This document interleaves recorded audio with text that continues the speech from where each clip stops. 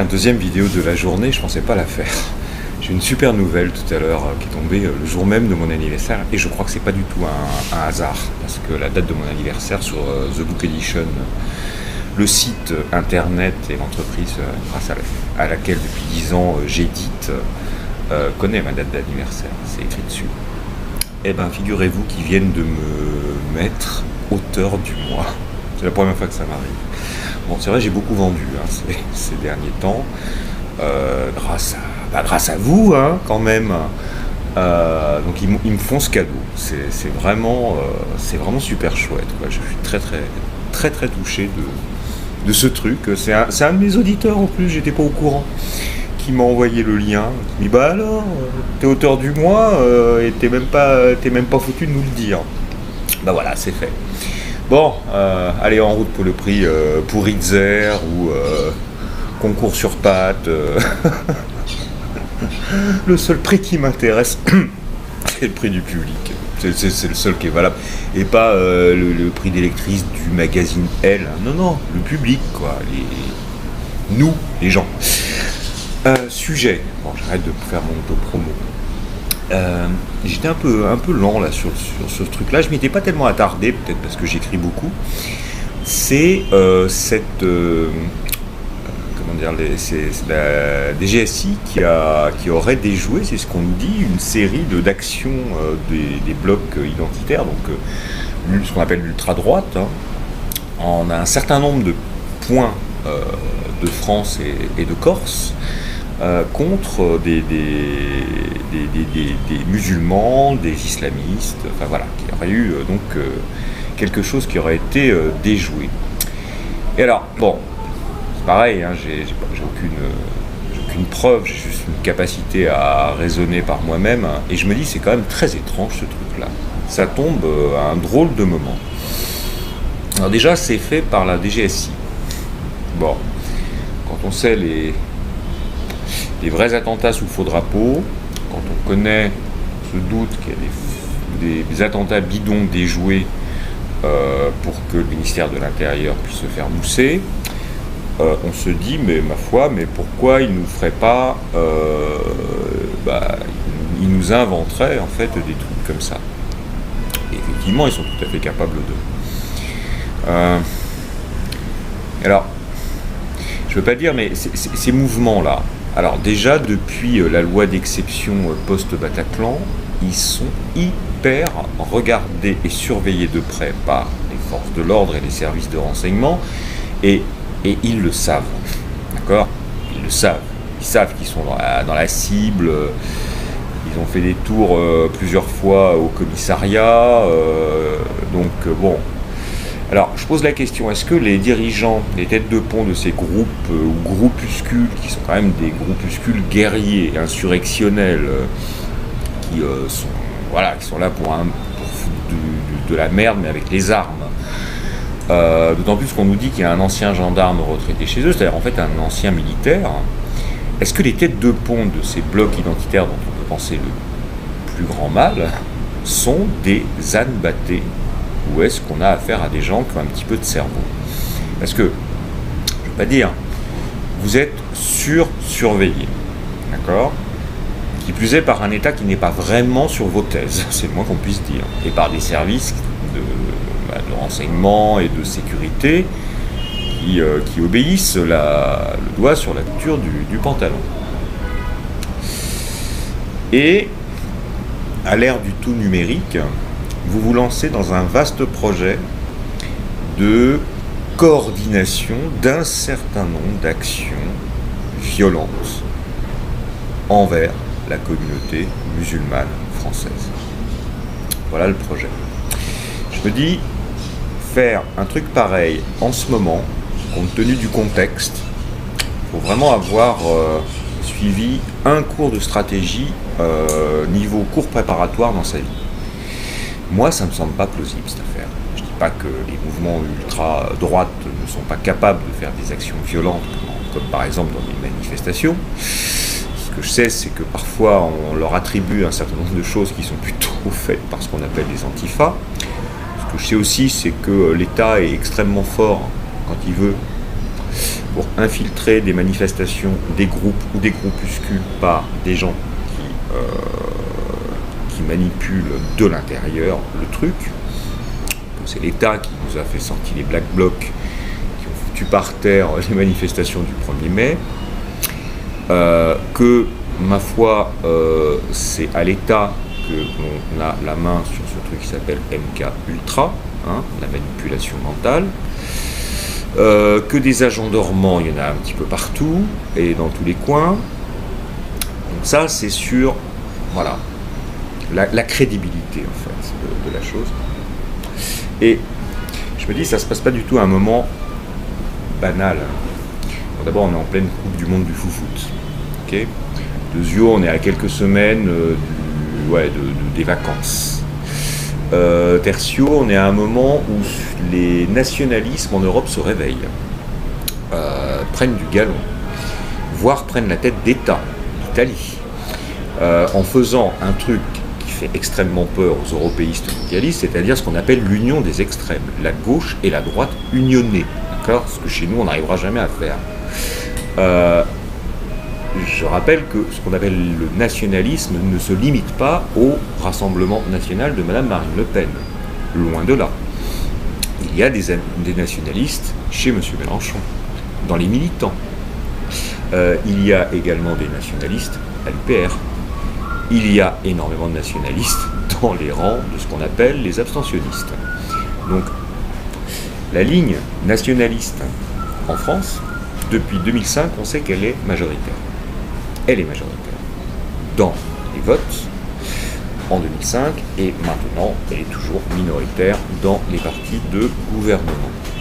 Donc ça, c'est sur le contexte français. Deuxième chose, sur le plan des grands équilibres européens, le sujet en ce moment qui fâche tout le monde, c'est celui des vagues migratoires, à propos duquel devait se tenir les 28 et 29 juin un sommet européen portant notamment sur cette question cruciale, sommet auquel un certain nombre de pays ont déjà dit qu'ils ne participeraient pas. L'Italie, la Pologne, la Hongrie, l'Autriche.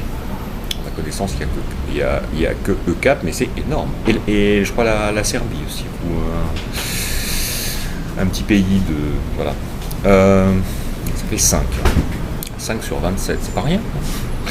Donc, si vous en avez, je sais pas moi, un cinquième ou un peu moins, pas d'accord pour qu'on mette un truc en commun là-dessus, ça veut dire que la position européenne, le consensus, c'est mort. D'entrée de jeu. Avant même d'avoir commencé, la réunion a échoué. On est ensuite dans un moment clé pour l'Allemagne et surtout le devenir politique d'Angela Merkel, qui est en ce moment extrêmement inquiète, à juste titre, d'une part parce qu'elle se fait plus que rabrouer par son propre ministre de l'Intérieur, qui est quand même allé jusqu'à dire qu'il ne voulait plus, qu'il ne pouvait plus travailler avec cette femme. Le mec est toujours au gouvernement. Donc ça veut dire que sa coalition, qui était déjà assez friable, qu'elle a faite après des élections où elle n'a pas été loin d'avoir perdu. Elle n'a gagné que par jeu des alliances. Ça veut dire que Mme Merkel a un destin à la Margaret Thatcher qui a été, je vous le rappelle pour ceux qui ne le savent pas, éjecté par son propre camp, est tout à fait possible et tout à fait d'actualité. Ce qui veut dire, si on n'avait plus Angela Merkel, que hop, un des deux gros pays qui sont censés être le fer de lance de l'Union européenne, il y en a un des deux qui va être profondément déstabilisé à cause de cette question de type nationaliste sur les vagues migratoires. Ensuite, on est dans un contexte où le pouvoir, dans son côté le plus sournois,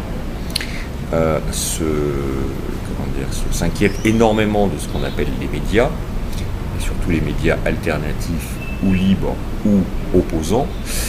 On fait fermer, sous des prétextes totalement fallacieux, la totalité des chaînes de TV Liberté, de Martial de Bild, qui, c'est pas ma thèse, mais je trouvais que ces chaînes étaient intéressantes. À l'heure actuelle, en attendant une nouvelle plateforme, elles ont toutes été fermées, alors qu'elles avaient plus de 100 000 abonnés, je crois. La même chose a failli arriver à Alain Soral et lui retombera probablement bientôt sur la tronche.